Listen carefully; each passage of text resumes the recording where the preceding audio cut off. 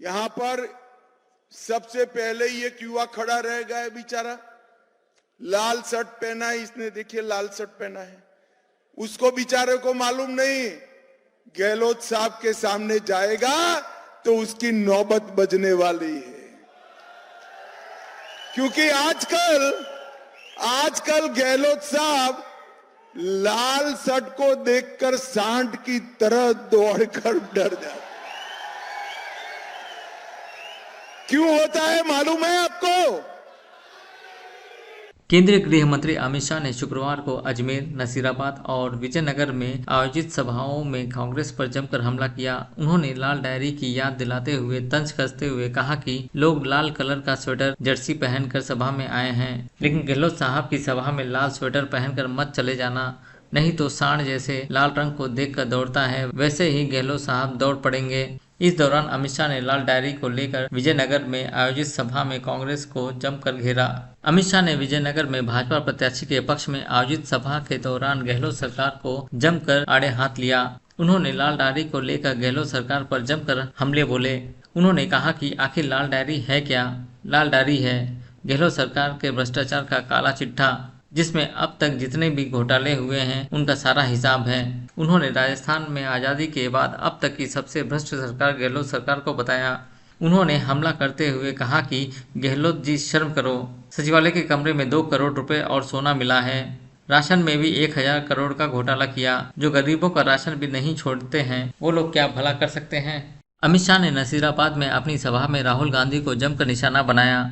उन्होंने कहा कि कांग्रेस पार्टी परिवारवाद पार्टी है। केंद्र में सोनिया गांधी राहुल गांधी को लॉन्च करना चाहती हैं। 15 साल से राहुल गांधी को लॉन्च करने का प्रयास किया जा रहा है, लेकिन वह रॉकेट उड़ता ही नहीं, वापस आ जाता है। ऐसे ही राजस्थान में अशोक गहलोत वैभव गहलोत को लॉन्च करना चाहते हैं। मैं तो कहता हूं कि इनका लॉन्च पैड ही खराब हो गया है। केंद्रीय गृह मंत्री अमित शाह ने शुक्रवार को देर शाम अजमेर में रोड शो के दौरान रथ से ही लोगों को संबोधन किया। उन्होंने कहा कि मैं ज्यादा लंबी बात नहीं करना चाहता हूँ। मैं यहाँ से लोगों को पूछना चाहता हूँ कि राजस्थान में इतने दंगे हुए, क्या इसके बाद भी अजमेर सुरक्षित रह सकता है क्या? इतने पेपर लीक होने के बाद यहाँ का युवा का भविष्य सुरक्षित है क्या? माताएं और बहनें इतना अत्याचार के बाद भी सुरक्षित रह सकती हैं क्या? इस दौरान अमित शाह ने भारत माता की जय के नारे लगाते हुए अजमेर के लोगों को डबल इंजन की सरकार लाने और 2024 में पीएम मोदी को फिर से प्रचंड बहुमत से प्रधानमंत्री बनाने का संकल्प दिलाया। केंद्रीय गृह मंत्री नसीराबाद, विजयनगर की सभाओं को संबोधित करने के बाद देर शाम अजमेर पहुंचे, जहां उन्होंने रोड शो में हिस्सा लिया। इस दौरान बीजेपी की ओर से सजाए गए रथ पर अमित शाह सवार होकर लोगों का अभिवादन करते हुए चल रहे थे। रोड शो में अमित शाह के स्वागत के लिए 1 दर्जन से अधिक स्वागत द्वार बनाए गए। इस दौरान अमित शाह के साथ भाजपा प्रत्याशी अनीता भदेल, वासुदेव देवनानी समेत भाजपा के नेता उपस्थित थे। यहां पर सबसे पहले ये युवा खड़ा रह गया है बेचारा, लाल शर्ट पहना है इसने, देखिए लाल शर्ट पहना है। उसको बेचारे को मालूम नहीं गहलोत साहब के सामने जाएगा तो उसकी नौबत बजने वाली है।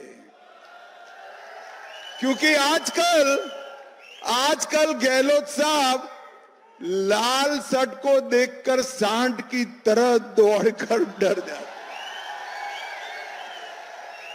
क्यों होता है मालूम है आपको? क्यों होता है भाई मालूम है? ये देखो दूसरे लाल शर्ट वाला आ गया। चिंता मत करो, मुझे कोई तकलीफ नहीं है यार। क्यों तकलीफ है गहलोत साहब को? क्यों तकलीफ है? ये लाल डायरी भरकर इनके काले कारनामे के चिट्ठे उन्हीं के विधायक ने खोले हैं, इसलिए गहलोत साहब डर रहे हैं। माताओं, भाइयों, बहनों, ये अशोक गहलोत सरकार भ्रष्टाचार के मामले में पूरे देश भर में नंबर 1 सरकार है। खनन विभाग में 66,000 करोड़ का घोटाला किया। खनन के पट्टे देने में और 1,000 करोड़ का घोटाला किया। उदय सागर झील के नाम पर 2,000 करोड़ का घोटाला किया। प्रतापगढ़ में लाइमस्टोन के ठेके देने में 1,000 करोड़ की खान, 5 5 रुपये में दे दी। सचिवालय में अलमारी में 2.5 करोड़ रुपया और किलो में सोना मिलता है, किलो में सोना। काली सिंध डैम के नाम पर 200 करोड़ की रिश्वत ली और वृद्धावस्था पेंशन में 450 करोड़ रुपया गहलोत सरकार खा गई। मेरे जीवन में मैंने ऐसी भ्रष्ट सरकार नहीं दी। मैं आज आप सभी को वादा कर जाता हूं, मोदी जी के नेतृत्व में डबल इंजन सरकार बना दो। ये सारे भ्रष्टाचारों की जांच करेंगे और रुपया जो गरीबों का खाया है उनको उल्टा लटका कर सीधा करने का काम भारतीय जनता पार्टी की सरकार करेगी। भाइयों और बहनों, अशोक गहलोत सरकार तुष्टीकरण की सभी सीमाएं लाएंगे।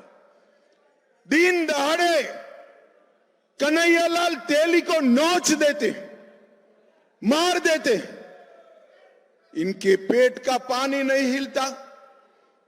19 में टोंक में हिंसा हुई, 20 में डूंगरपुर, 21 में बारा, 21 में झालावाड़, 22 में करौली, 22 में जोधपुर, ये पूरे प्रदेश को गहलोत ने दंगों का प्रदेश बनाकर रखा है। क्योंकि वो डरते हैं, उनको तुष्टीकरण की राजनीति करनी, वोट बैंक की राजनीति करनी है। और मैं कहने आया हूं माताओं, भाइयों और बहनों, ये सारे दंगे कराने वाले हैं ना, अब कमल फूल की सरकार बना दो, हम सारों को जेल के सलाखों के पीछे कर देंगे और पूरे प्रदेश को दंगा मुक्त प्रदेश बनाने का काम ये भारतीय जनता पार्टी की सरकार। रामनवमी की शोभा यात्रा नहीं निकलेगी राजस्थान में। क्यों नहीं निकलेगी? कोई जवाब नहीं। महावीर जयंती नहीं मना पाएंगे। क्यों मना नहीं पाएंगे? कोई जवाब नहीं है। मोदी जी ने देश भर में पीएफआई पर बैन लगा दिया, कहीं कुछ नहीं हुआ। कोटा में हमारी छाती पर पीएफआई वालों ने रैली निकाला, गहलोत साहब ने कुछ नहीं किया। गहलोत जी, वोट की राजनीति करते हो, अब आप एक्सपोज हो गए हो। नसीराबाद वालों का भी वोट है, समझ कर चलना है या नहीं है? है या नहीं है? है या नहीं है? चित्तौड़गढ़ में रतन सोनी की हत्या की, झालावाड़ में कृष्णा वाल्मीकि की हत्या की, भरतपुर में खनन के खिलाफ, अवैध खनन के खिलाफ संत विजयदास जी ने आत्मदाह कर दिया, फिर भी गहलोत के पेट का पानी नहीं हिला और सलासर में राम दरबार पर बुलडोजर चला दिया। माताओं, भाइयों और बहनों, ऐसी सरकार चल सकती है क्या? जोर से बोलो, चल सकती है क्या? चल सकती है क्या? उखाड़ कर फेंक दो अशोक गहलोत की सरकार को और कमल फूल की डबल इंजन की सरकार बनाओ। हम राजस्थान को दंगा मुक्त प्रदेश बनाकर आपको सौगात देंगे, दंगा मुक्त प्रदेश बनाएंगे। ये ओबीसी, अभी अभी राहुल बाबा, अरे यार क्यों हंस रहे हो? आपको क्यों हंस रहे हो भाई? मैं राहुल बाबा का नाम दे रहा हूं, आप हंस रहे हो, बताओ।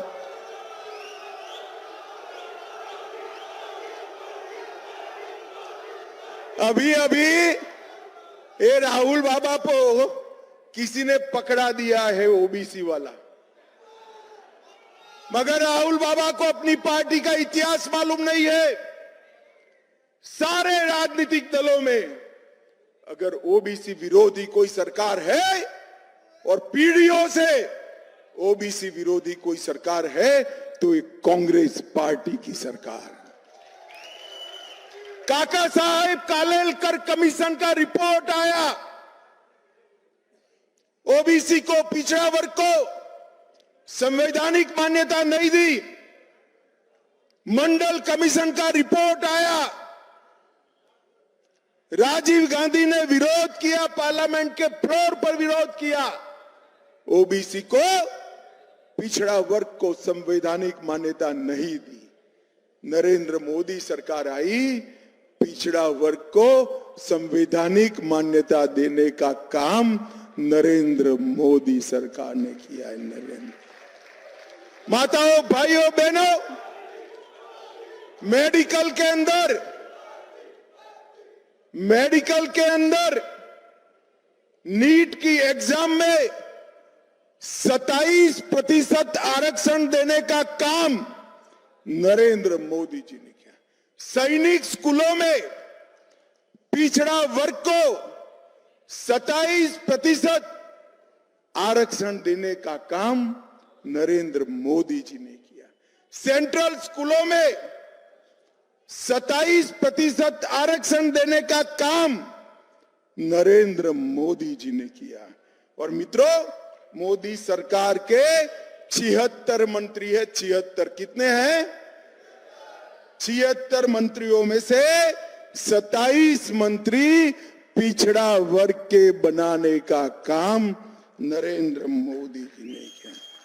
और 1358 विधायकों में से 27% विधायक ओबीसी है और 163 एमएलसी में से 40% एमएलसी ओबीसी के बनाने का काम ये भारतीय जनता पार्टी की सरकार ने किया।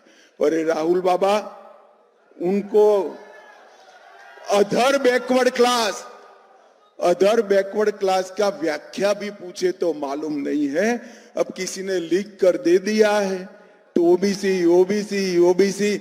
आपकी पूरी पार्टी, इसकी जन्मोत्तरी, इसकी 4 पीढ़ी, जवाहरलाल जी, इंदिरा जी, राजीव जी और आप, चारों 4 पीढ़ी ओबीसी विरोधी रही है, बैकवर्ड कास्ट के विरोधी है। हमने देश में सबसे पहले पिछड़ा समाज का प्रधानमंत्री देने का काम भारतीय जनता पार्टी ने किया। माताओं, भाइयों, बहनों, राजस्थान में चुनाव है। मैं गहलोत जी को पूछना चाहता हूं, गहलोत जी, 10 साल तक देश में सोनिया मनमोहन की सरकार थी या नहीं थी भाई? 4 से 14 थी ना? जोर से बोलो, थी ना? मैं आज इस सार्वजनिक मंच से गहलोत जी को पूछ कर जाता हूं, 10 साल में राजस्थान को केंद्र सरकार ने कितना रुपया दिया? जवाब नहीं देते। 2 महीने से पूछ रहा हूं, 2 महीने से। मगर मैं भी बनिए का बेटा हूं, हिसाब लेकर आया हूं। आज पक्का हिसाब लेकर आया हूं। देखो भाई, 2004 से 14 तक कांग्रेस पार्टी ने राजस्थान के विकास के लिए डिवोल्यूशन और ग्रांटिंग एड का 1,60,000 करोड़ रुपया दिया था। कितना दिया था? मोदी जी ने 10 साल के सामने 9 साल में 1,60,000 करोड़ की जगह 8,71,000 करोड़ रुपया देने का काम। और इसके अलावे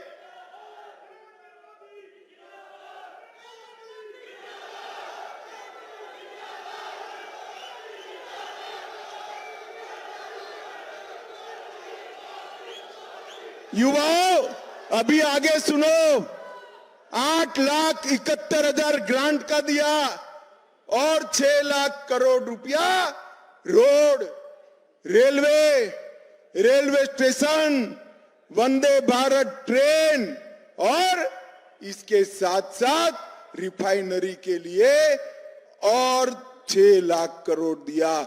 1,60,000 के सामने 14,71,000 करोड़ रुपया नरेंद्र मोदी जी ने दिया। राजस्थान के विकास में भारतीय जनता पार्टी ने, चाहे सरकार बीजेपी की थी, वसुंधरा जी की थी, चाहे गहलोत जी की बनी, हमने राजस्थान को कभी भी अन्याय नहीं किया। 14,71,000 करोड़ रुपया दिया। और इसके साथ साथ 79 लाख किसानों को हर साल 6,000 रुपया मोदी जी ने भेजा। अब हमने तय किया है कमल फूल की सरकार बनाने के बाद 6,000 की जगह साल का 12,000 रुपया हम देंगे। जल जीवन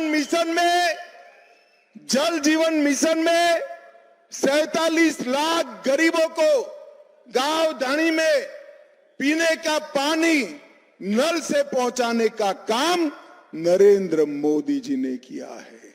और माताओं, भाइयों, बहनों, लगभग 1,10,00,000 लाभार्थियों को 5 लाख तक की सारी स्वास्थ्य की सुविधाएं नरेंद्र मोदी जी ने दी है। 86 लाख गरीबों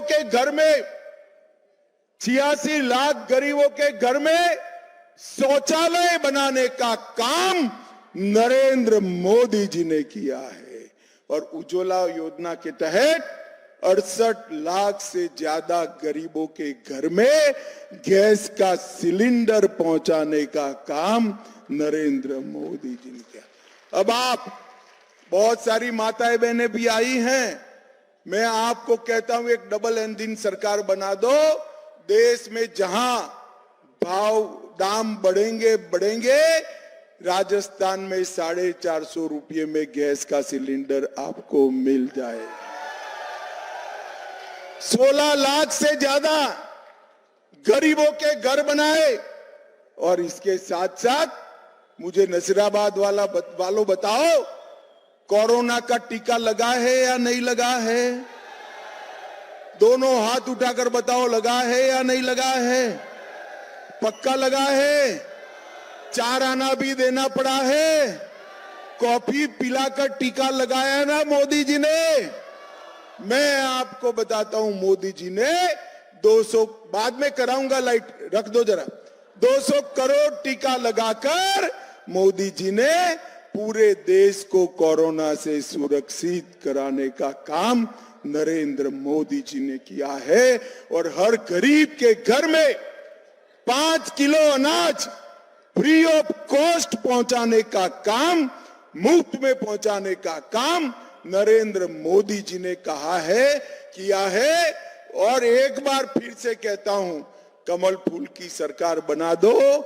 अगले 5 साल तक भी ये 5 किलो अनाज मुफ्त में देने का भारतीय जनता पार्टी ने तय किया है।